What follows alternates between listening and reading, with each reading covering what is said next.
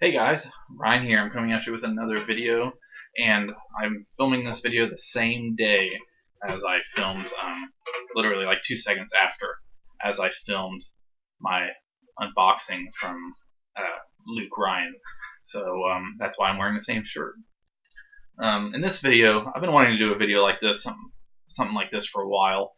I'm actually going to start like I've been trying to do a daily vlog, but I feel like my daily vlogs have been taking up more of my channel than my movie stuff, even though I plan on trying to do more movie stuff.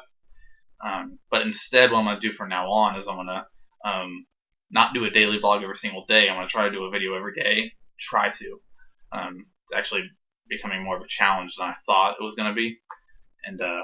But I'm going to really try to split between, even if it's just a movie review. Because some of my series that I have planned and I keep telling you guys about that I'm going to continue with, I don't know why it's just not happening.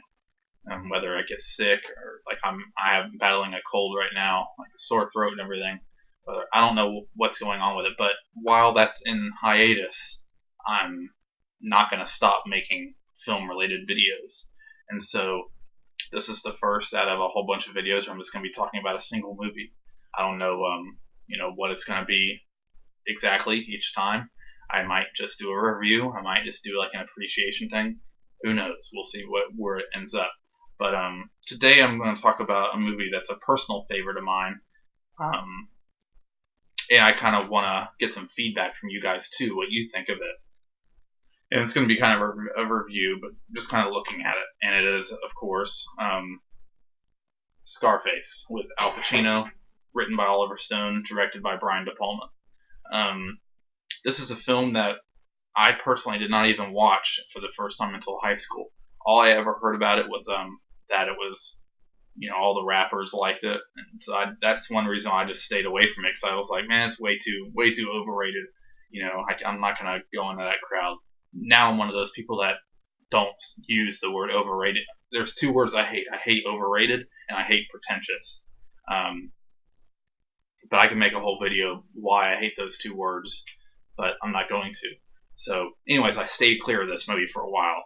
I thought, I'm gonna go ahead and stick to my Godfather, as in, when it comes to gangster films and stuff.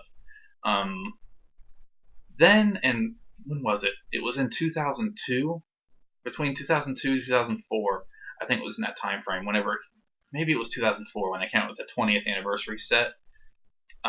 They started, like, the website started blowing up talking about this anniversary set, and I was like, man, what the heck is the big deal about this film? Other than the fact that all the rap stars never been on MTV, besides that they love it, what's so great about it? At that point, I didn't really know that Oliver Stone wrote the film, and the only thing that I really liked Al Pacino in was all of his 70s films that he did. Now, to this day, Al Pacino is like one of my favorite, if not my favorite actor, up there with like De Niro and Daniel Day-Lewis and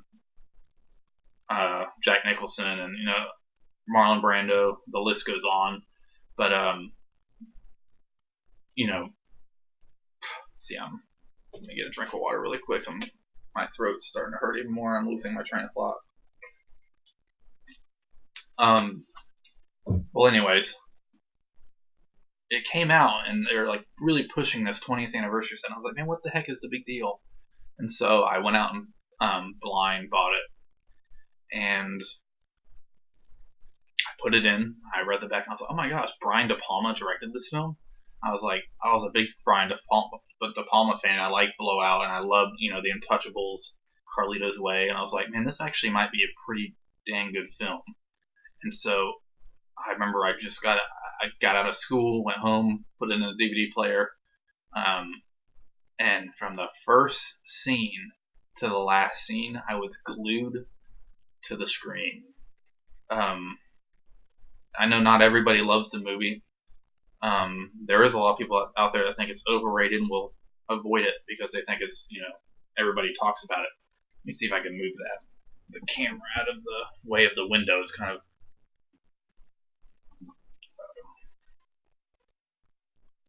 All right. Well, I know a lot of people stay clear of it or just don't like it. They think it's too crazy or whatever. My initial reaction when I saw the film, and I thought it was an extremely high quality made film.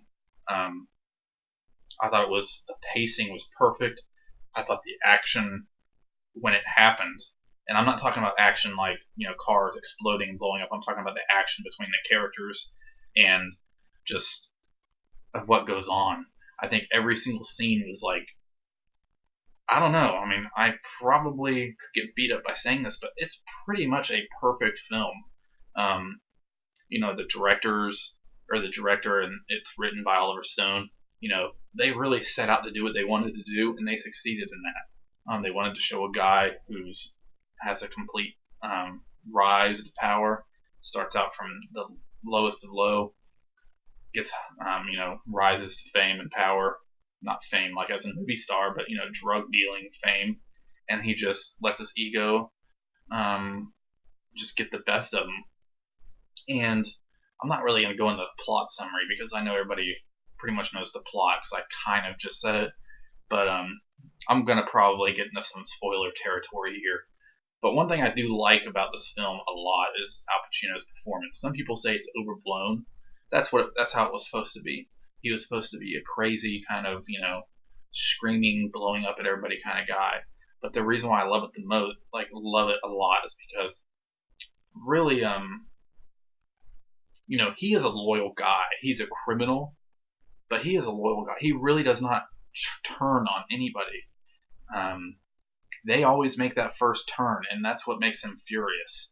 And so, I mean, even though he's still into bad things and doing a lot of bad things, he keeps his word. Like he says in the film, he says he has two things. He has his word, and he has his balls, and he doesn't break any for anybody.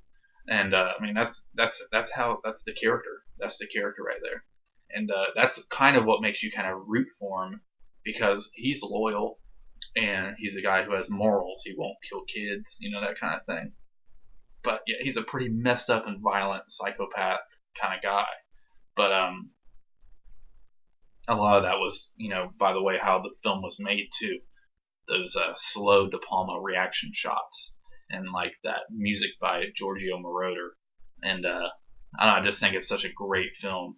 I could really go on and on forever about it.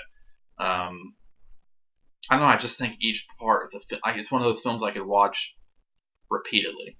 I mean, I could watch it twice in one day if I wanted to, and it's a almost 3-hour movie.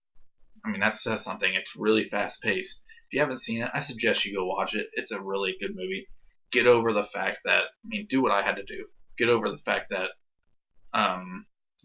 pretty much pop culture has really promoted this movie so much in your face that you're probably sick of hearing about it.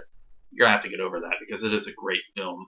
There's a scene in this film that really shows that De Palma is a master filmmaker, or was at least. I'm not really the biggest fan of him. After Carlito's Way, I kind of got over him, but he really is a talented filmmaker if he puts his mind to it.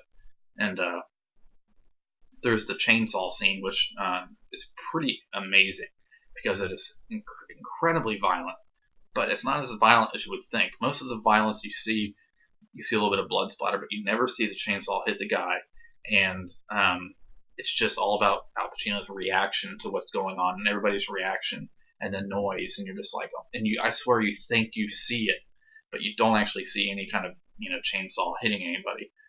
But when the scene starts out, the guy, the Colombian dealer is like, revving up the chainsaw, walking up to him, and meanwhile the camera leaves the room and goes down to pans down to the road where Tony Montana, played by Al Pacino, where his buddies are waiting in the car. Meanwhile, they're looking at girls and talking to girls, and the camera just kind of pans down to that, and you're like, no, your friend is up in the room getting ready to get his head, cut off, pretty much. And then the camera starts coming back, and it's just little stuff like that that makes this such a brilliant masterpiece of filmmaking. I could see why it was critically panned. It is a crazy movie. It is crazy. It was different for the time. He does throw around a lot of F words. There is a lot of violence, but the filmmaking is such of prestige quality.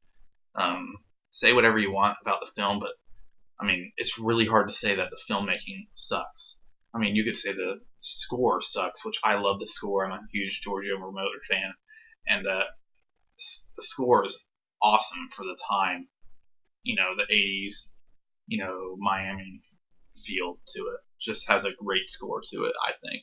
Um, and there's a lot of truth in the film too, just about the entire situation. You know, Castro letting go of all, um, you know, that mass exodus, and some of the people were prisoners. Not everybody. In fact, most of the people were fine. It was just there were some prisoners that were in the mix too, and there they came, and you know, meanwhile other Cubans were coming in, you know, to the American dream. There were also some bad people that were going to come to the American dream, just like there is anywhere. I mean, it doesn't matter what kind of immigration you have. There's always going to be, because there's always good and bad people out there. But it's a very interesting and amazing opening of the film, which shows the mass exodus of people leaving Cuba coming to the United States. It's pretty cool. But yeah, I just kind of rambled on about the film. I hope you like this video. I hope you check out Scarface if you haven't. If you don't like it, maybe I could just challenge you to maybe revisit it. Maybe you could do it during my 24-hour movie marathon as the movie that you'd never had any interest in watching. Who knows? One thing, this Blu-ray is amazing. It's such a brilliant Blu-ray, loaded with special features.